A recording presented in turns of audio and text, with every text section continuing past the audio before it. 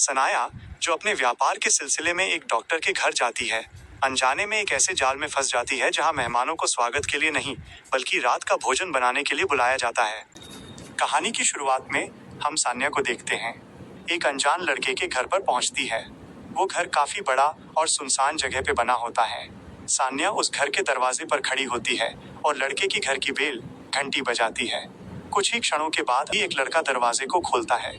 सान्या उसे देखकर मुस्कुराती है और बड़े ही पेशेवर अंदाज में उसे अपने बिजनेस की योजनाओं के बारे में विस्तार से बताना शुरू कर देती है। लड़का सान्या की बातों में दिलचस्पी लेने के बजाय उसे खाने के लिए अपने घर के अंदर बुलाने लगता है।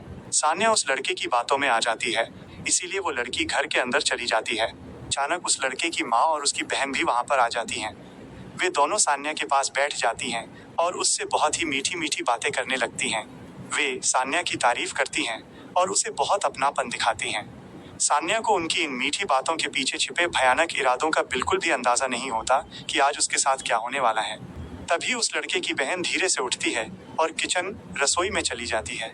वो अपने भाई को वहां बुलाती है और फुसफुसाते हुए बताती है कि इस लड़की के घर वालों को बिल्कुल भी नहीं पता है कि यह लड़की आज कहां पर और किसके घर आई है।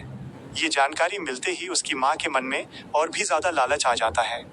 इसके बाद माहौल को हल्का करने के लिए वे सब लोग मिलकर शराब पीने लगते हैं। सान्या को भी वे अपनी बातों में उलझाकर शराब पिला देते हैं। तभी कुछ देर बाद वहां पर एक और अजनबी आदमी आ जाता है जो सान्या से मिलता है।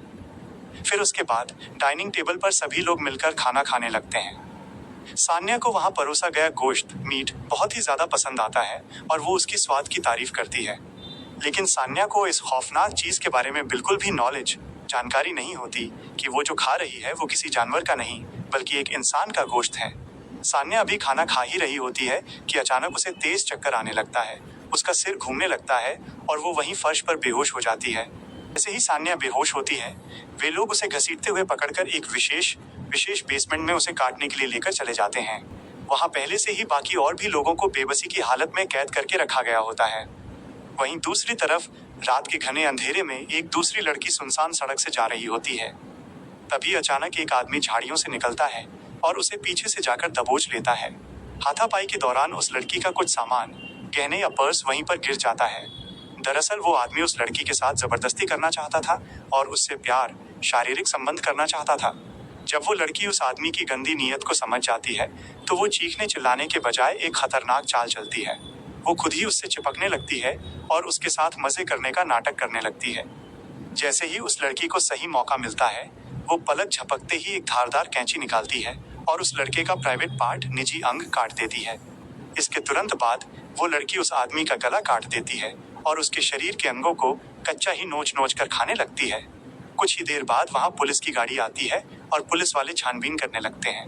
उन्हें वहां उस लड़की का वो गिरा हुआ सामान मिल जाता है जिसे पुलिस वाले सबूत के तौर पर पुलिस स्टेशन भिजवा देते हैं। दूसरी तरफ सान्या को बेसमेंट में होश आ जाता है।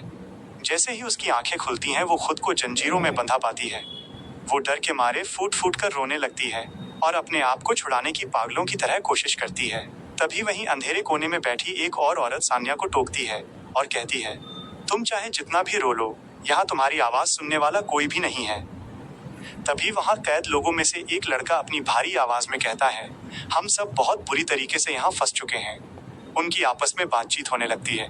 तभी उनमें से एक लड़की सान्या से पूछती है, क्या हम में से किसी के घर वालों को पता है कि हम लोग यहाँ आए हुए हैं? इस पर सान्या बेबसी से रोते हुए कहती है, नहीं, किसी को नहीं पता।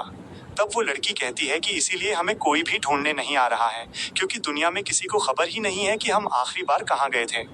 सान्या को अब सब कुछ साफ साफ समझ में आने लगता है कि वो डॉक्टर कोई अच्छा इंसान नहीं है बल्कि वो एक बहुत ही बड़ा बहरूपिया है। वो डॉक्टर का मुखौटा पहनकर इंसानों को मारकर खा जाता है, इसीलिए आज तक कोई उन्हें ढूंढ नहीं पाया है। तभी उनमें से एक लड़की सिसकते हुए कहती है, ये लोग सिर्फ लड़कियों को बेचते नहीं हैं बल्कि उनके मांस को पकाकर खाते भी हैं। ये सुनकर सान्या की रूह कांप जाती है और उसे याद आता है कि उस दिन उसने जो मांस खाया था वो कोई जानवर का नहीं बल्कि एक इंसान का मांस था। सान्या समझ जाती है कि अब वो भी उन्हीं लड़कियों की तरह बेरहमी से मारी जाएगी। वहीं दूसरी तरफ डॉक्टर का पूरा परिवार बहुत ज्यादा खुश होता है और वे उन लड़कियों को पकाकर खाने की नई नई तैयारियां कर रहे होते हैं। डॉक्टर अपने बच्चों को हिदायत देते हुए कहता है, हम लोग जो कर रहे हैं इसके बारे में किसी को कानो कान खबर नहीं होनी चाहिए। तभी उसका लड़का मुस्कुराते हुए कहता है, पिताजी, आज तक पुलिस हमें इसीलिए नहीं पकड़ पाई है क्योंकि उन्हें हमारी की गई एक भी लाश का सबूत तक नहीं मिला है। इसके बाद वे लोग सान्या को एक ऑपरेशन रूम में लेकर जाते हैं और उसे एक ठंडे लोहे के बेड पर लिटाकर जंजीरों से बांध देते हैं। सान्या होश में होती है और अपनी जान की भीख मांगने लगती है, लेकिन वे लोग बहुत ही निर्दयी और पत्थर दिल होते हैं। वे सान्या को एक इंजेक्शन लगाकर बेहोश कर देते हैं। इसके बाद वो पूरा परिवार मिलकर सान्या के हाथ और पैर को कुल्हाड़ी या आरी से काट देते हैं। सान्या भयानक दर्द की वजह से बेहोशी में भी तड़पती है। रात को वे सभी लोग सान्या के मांस को तेज मसालों में पकाकर बड़े मजे से खाते हैं और आपस में कहते हैं, इंसानों का मांस दुनिया में सबसे महंगा और सबसे स्वादिष्ट होता है। वहीं दूसरी तरफ पुलिस वाले उस गिरे हुए सामान को लेकर एक ज्वेलरी शॉप में पहुंचते हैं। वहां की दुकानदार लड़की बताती है कि पूरे शहर में ऐसा सामान सिर्फ 2 ही लोगों ने खरीदा है। वो पुलिस वालों को उन लोगों का नंबर दे देती है। पुलिस स्टेशन में एक महिला ऑफिसर कहती है, अब तक जितने भी लोग गायब हुए हैं उनकी बॉडी का एक भी हिस्सा या सबूत नहीं मिला है। इसका मतलब है कि अपराधी बहुत ही ज्यादा शातिर है। तभी पुलिस की टीम उस डॉक्टर के दरवाजे पर दस्तक देती है। डॉक्टर जैसे ही दरवाजा खोलता है, सामने पुलिस को पाता है, लेकिन घर की ऊपरी बनावट में कोई सबूत नहीं मिलता, इसीलिए पुलिस वाले वहां से खाली हाथ चले जाते हैं। उसके जाने के बाद वे नरभक्षी लोग रात के खाने के लिए एक नए लड़के को चुनते हैं। वो डायन जैसी दिखने वाली लड़की उस लड़के को एक इंजेक्शन दे देती है, जिससे वो आधा बेहोश हो जाता है। वे उसे ऑपरेशन रूम में ले जाकर उसकी बॉडी का एक पार्ट अंग निकाल लेते हैं और उसे मशीनों के सहारे जिंदा रखते हैं, ताकि भविष्य में उसके बाकी अंगों को भी बेचा या खाया जा सके। डॉक्टर ठहाका मारते हुए कहता है, हम एक की जान लेकर दूसरे की जान बचा रहे हैं, लेकिन उसकी असलियत ये थी कि वो ये सब सिर्फ अपने मानसिक सुख और शौक के लिए कर रहा था। बेसमेंट में कैद बाकी लोग ये सब देखकर बहुत ज्यादा डर जाते हैं। वहाँ एक आदमी से ये दरिंदगी देखी नहीं जाती, तो वो अपनी बेड़ियां ढीली करके चुपके से जाता है और उस मशीन को बंद कर देता है, ताकि उस तड़पते हुए लड़के को दर्द से आजादी मौत मिल सके। लेकिन जैसे ही डॉक्टर और उसकी फैमिली को इस बात का पता चलता है, वे उस आदमी पर टूट पड़ते हैं। वे गुस्से में उस आदमी के पैर पूरी तरह तोड़ देते हैं और उसे और ज्यादा तड़पाने के लिए इंजेक्शन देते हैं।